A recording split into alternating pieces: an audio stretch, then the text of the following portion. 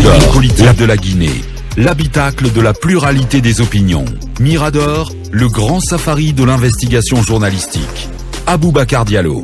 À présent, Koumba s'intéresse à cette rencontre d'hier au chapiteau entre le gouvernement représenté par son chef, le docteur Bernard Goumou, et les acteurs du secteur minier, et Talibé encore qui formulait ainsi le gouvernement guinéen qui tente de dissiper les inquiétudes et les malentendus.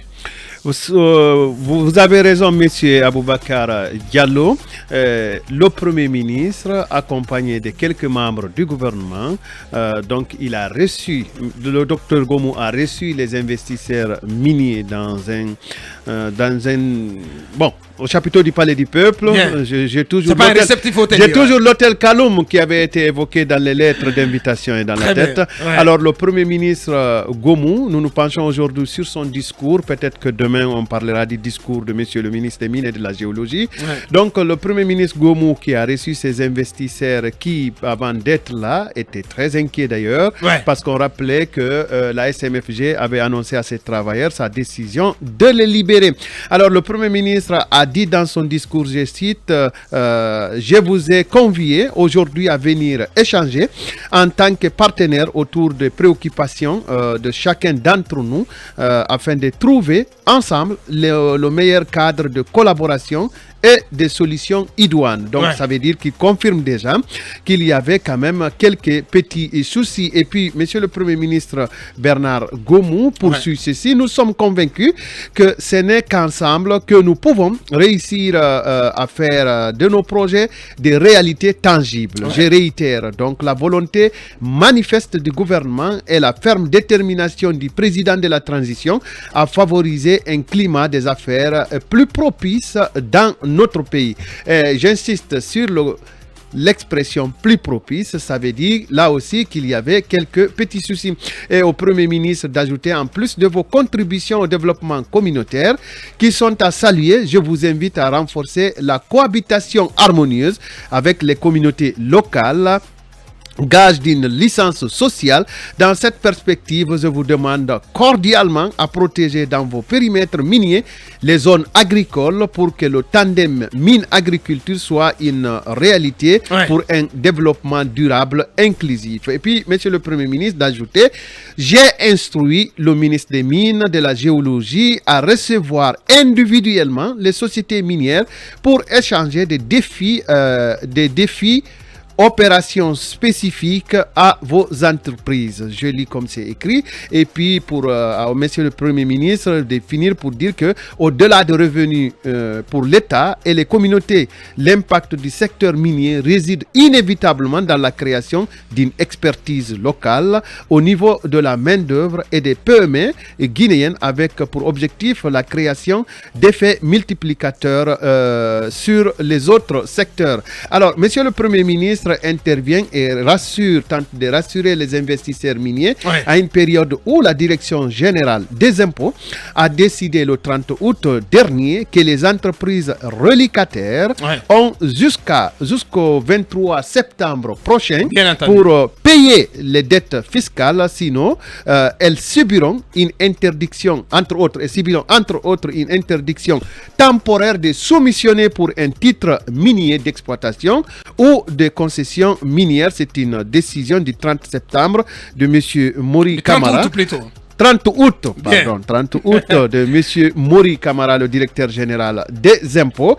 Et d'ailleurs, cette rencontre aussi, elle se déroule au moment où M. Benis Teimez a demandé à la justice suisse, donc depuis le 29 août dernier, il a fait appel au procès qui lui avait condamné en janvier 2021 à payer entre autres 50 millions de francs suisses, soit 52 millions d'euros selon la Tribune d'Afrique. Donc, M. Benis Teimez tient coûte que coûte à laver son honneur sur les présomptions de corruption, ou aurais-je dit sur la corruption dont il est reconnu coupable par un tribunal genevois. Il tient à laver son honneur et pour ce fait, il s'est entouré du grand armada, le grand trésor du barreau de Genève, à savoir maître Daniel Kins, maître Christian Lucher. Donc, ces deux-là, ces avocats-là, sont ceux qui avaient défendu Bernard Madoff, dont vous savez bien l'histoire, la tempête Madoff. Mais ce procès se tient à un moment où la Guinée avait décidé de désister sur toutes les procédures contre M.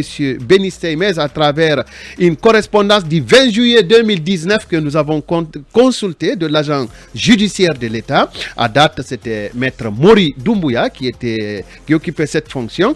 Donc, c'est une lettre à travers laquelle la République de Guinée avait saisi son conseil Monfrini Britton Clem du désistement de la Guinée dans le conflit l'opposant à Benistey-Mez, qui était d'abord devant le Sirdi. Donc la Guinée et la société bergère et Benistey-Mez ont conclu un désistement réciproque et ceci a mené chacune des parties à prendre des engagements. L'un des engagements, c'est que la République de Guinée et bergère engage l'ensemble de leurs représentants, dirigeants, employés et agents pendant une durée de 10 ans à ne pas s'affronter, à ne pas s'accuser, à ne pas se confronter, et puis en retour Niro Metal devrait payer quand même 50 millions de dollars américains à l'État guinéen. Voici le contexte dans lequel se tient cette rencontre entre les investisseurs et monsieur le Premier ministre, disons, avec le gouvernement. Et nous avons interrogé quelques investisseurs quand même qui sont sortis un peu, pas totalement satisfaits. C'est la question que je m'empressais à vous poser, Akoumba. À la lumière de ce qui s'est passé hier au chapiteau, peut-on dire que le gouvernement, à travers ce discours qui a été délivré par le nouveau Premier ministre, Dr Bernard Goumou, peut-on dire que le gouvernement est sur la voie de rassurer le gouvernement, contrairement, on peut le dire sans se tromper, contrairement au CNRD. Et des investisseurs que nous avons interrogés et qui ont participé à cette rencontre estiment que le Premier ministre leur a serré la main accompagné du ministre des Mines et de la Géologie. C'est un symbole qui veut dire que le ministre des Mines reste. Il a tout son poids sur monsieur le Premier ministre, mais il pense on notait aussi la présence du colonel Amara. Oui, mais il pense que le discours de monsieur le Premier ministre était très attendu pour apaiser, mais il doute fort que monsieur le ministre des Mines soit quelqu'un qui soit capable de mettre en œuvre le discours de monsieur le Premier ministre. Mais rappelons que monsieur le Premier ministre a enjoint au ministre des Mines et de la Géologie, de recevoir individuellement chaque entreprise pour les écouter. Espérons que cela va repenser la politique minière actuelle. Bien, donc le gouvernement, en tout cas sous la férule de Bernard Goumou, qui tente de changer de cap vis-à-vis des investisseurs miniers, contrairement, et voilà, je le dis encore, contrairement au CNRD qui était allé plutôt dans des opérations de fermeture, dans des discours assez durs à l'encontre des investisseurs miniers. La confrontation n'était pas la meilleure solution. Le discours assez tendu qui a été prononcé par le président du CNRD à l'encontre notamment de ceux qui font des investissements assez importants dans le secteur minier ne rassurait pas. La conséquence immédiate, c'est qu'il y a beaucoup, notamment d'entreprises également, qui avaient menacé de libérer le personnel. Et l'autre conséquence immédiate, c'est que les taxes également qui sont payées aussi à l'État, les taxes minières, allaient prendre donc un sérieux coup. Et donc c'était vraiment des éléments assez importants. Donc cette rencontre d'hier, même si était la bienvenue, même si ça ne rassure pas tout le monde, mais c'est un début quand même de solution, notamment aux préoccupations qui ont été posées, notamment sur le code minier, mais également l'environnement dans lequel le cadastre minier, l'environnement dans lequel donc tous ces opérateurs, tous qui veulent investir dans le secteur minier. Je pense que le CNRD aujourd'hui doit obligatoirement rassurer ses partenaires, travailler avec eux. En tout cas, s'il veut lever des fonds assez importants pour faire face notamment aux nombreux défis qui se dressent devant eux. Et le Premier ministre a parlé du climat d'affaires et c'est important. Et c'est en cela donc éventuellement il faut soutenir cette nouvelle démarche qui est celle portée par son équipe, par son gouvernement, pour créer un climat de partenariat apaiser avec ces opérateurs économiques, ces opérateurs miniers. Absolument, je pense qu'il a besoin le gouvernement, l'État dans son ensemble a besoin d'un secteur minier plutôt tranquille, où l'exploitation ne souffre pas de blocage. Parce qu'il ne faut pas aussi oublier que le CNRD, dans l'un de ses tout premiers discours à la prise du pouvoir, a prévu de respecter tous ces engagements. Et aujourd'hui, remuer pratiquement tout le secteur de cette manière, je pense qu'il y a de quoi effrayer les investisseurs. Et comme on le dit souvent, l'argent n'aime pas le bruit. Tout à fait. Les gens ont tout de suite, avant, dès qu'il y avait d'ailleurs transition, la plupart de ces entreprises arrêtaient. Mais aujourd'hui, il y a de plus en plus de confiance qui s'installe avec les jeunes. Il ne faut pas effriter ce petit minimum de confiance justement qui fait que les activités minières continuent à se poursuivre malgré le contexte dans lequel on est. Et je pense que le gouvernement a besoin justement de les rassurer. Parce que ils ont quand même peur de beaucoup de choses. Pas seulement... déjà, il y a le cas Rio Tinto SMB, Winning Consortium du côté de où on est allé jusqu'à l'arrêt des travaux. Ça effraie.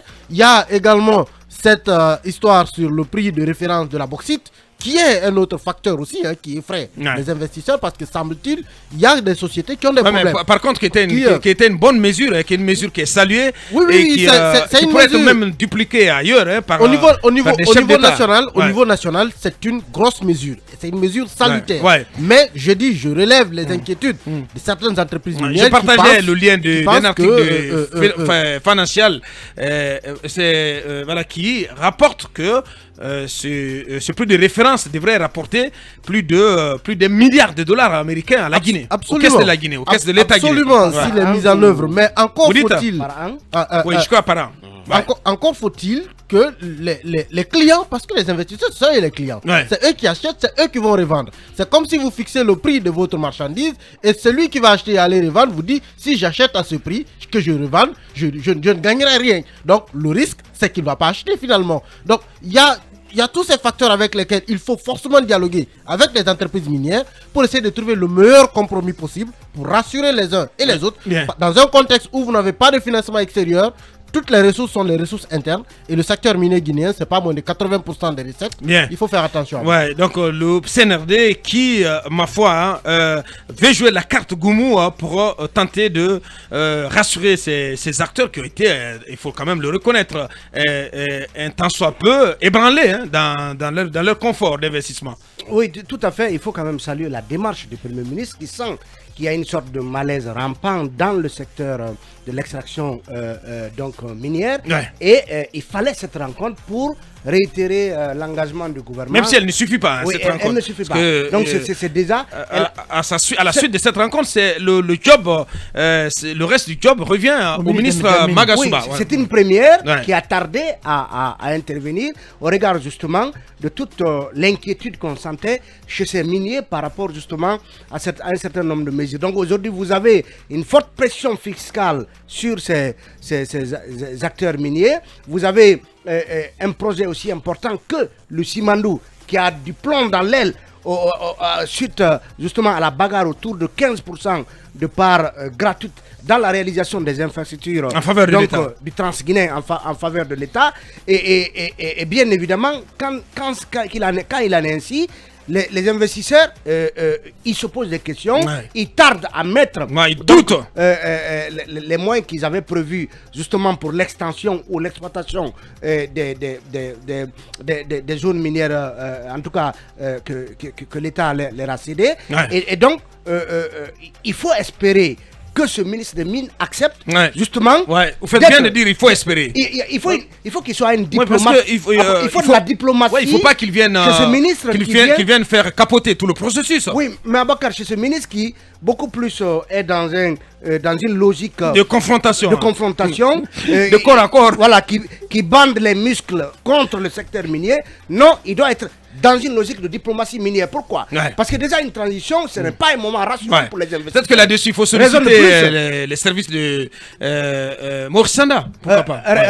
La diplomatie minière. Non, ce n'est pas son domaine. Mais ce n'est pas son domaine. Il peut vendre une certaine expertise. Dis à Mohamed Kaba que ce n'est pas son domaine. Il peut vendre une expertise à la matière. Pourquoi pas? Oui. Raison de plus, vous vous rappelez, et ce n'est pas anodin, j'en termine. Bien. Le colonel, le 6 je crois qu'il a reçu les acteurs miniers. Oui, le 6 septembre. Vos engagements, nos engagements seront respectés. Les contrats seront respectés. Ça veut dire que il est conscient, il l'était et il doit l'être encore, que la question minière a un aspect géopolitique. Parce que derrière ces sociétés minières, il y a des pays, il y a la Chine, par exemple, qui consomme énormément la bauxite guinéenne. Il y a la Russie, il y a les États-Unis et autres. Donc, tout cela explique la nécessité d'être dans une situation de dialogue permanent avec ces secteurs miniers pour ne pas donc leur flanquer la peur, parce que ils sont la pétoche même, ils sont en interaction avec d'autres investisseurs dans d'autres domaines, donc il faut les rassurer. Bien, Mamadou Oulé Cabinet, pour en terminer. Non, mais vous êtes sûr, enfin vous êtes d'accord là-dessus. Je crois qu'ils l'ont dit avant moi. L'ambiance était très polluée dans le milieu des mines ces derniers temps. Ça se voyait à travers la tournure très malheureuse et triste que prenaient les relations entre les miniers et les militaires, alors qu'au demeurant, ils ont pris l'engagement de respecter tous les contrats. Vous avez cité le cas de Simandou et tout le reste. Et c'est pas pour rien que souvent j'ai dit ici que les citoyens, surtout dans la zone de Simandou, portent un gisement d'espoir face donc à ce gisement de fer. Ce n'est pas anodin, parce que les gens attendent que, par exemple, ce projet démarre. Je pense que le CNRD s'est donné le mérite d'avoir questionné cette convention, par exemple, pour voir quel est l'intérêt qu'on peut maximiser de la part de la Guinée. Ils ont fini ça, ils se sont entendus. Maintenant, il faut mettre les choses en route. Quand l'ambiance est polluée, évidemment, ça ne rassure pas d'autres qui veulent venir, ça ne rassure pas d'autres qui veulent investir. Par exemple, j'ai croisé quelqu'un dans nos murs ici, qui aussi sont sur le mont Simandou. Je crois que c'est un autre projet différent de celui de Winnie Consortium et de Simfer et le reste, qui est aussi bloqué. On ne sait pas pourquoi. Ces gens-là aujourd'hui pratiquement nous alertent de la fermeture totale de leur activité, avec pour conséquence le peu d'emplois qu'il y a aussi, qui donc partiront en vrille. Donc là aussi, je pense qu'il faut rassurer tous ces gens. Il y avait de quoi avoir cette rencontre, pourvu qu'elle ne soit pas juste une rencontre de communication, qui est derrière des actions concrètes. Bien, cabinet, pour en terminer, peut-on faire confiance au ministre Magasuba pour conduire la suite des actions après ce discours assez responsable tenu par son Premier ministre? Non, je pense que déjà que le Premier ministre ait balisé le chemin, qu'il lui ait donné les directives à suivre, on peut compter sur lui. Mais il faut quand même rappeler qu'il a fallu que le Premier ministre revienne pour donc redresser un peu les tirs, puisque M. Magasuba ne semblait pas faire un peu dans la diplomatie, qui est réputé être celui qui fermait partout. Et donc je pense que déjà les directives lui sont données, il va rester un peu dans ce cadre-là. Il faut éviter de faire un procès aux Léoniens, à penser que tous les contrats signés sous Alpha Condé n'étaient pas bons, qu'il faut revenir là-dessus. Ça effraie, et d'autres n'accepteraient pas de venir dans ces conditions-là, puisqu'il s'agit quand même d'investissements importants. Et c'est là où il faut quand même saluer le discours assez républicain et aussi apaisé du Premier ministre Goumou qui en a fait dans la Diplolande. Et ça, c'était très bien. Au même moment, la première ministre en France avait aussi reçu disait à peu près le même type de discours. Le petit français, Voilà, et donc c'est important. Je crois que monsieur le ministre des Mines devra faire un peu dans les directives données par son chef. Par son chef. Bien, allez, Mirador, continue.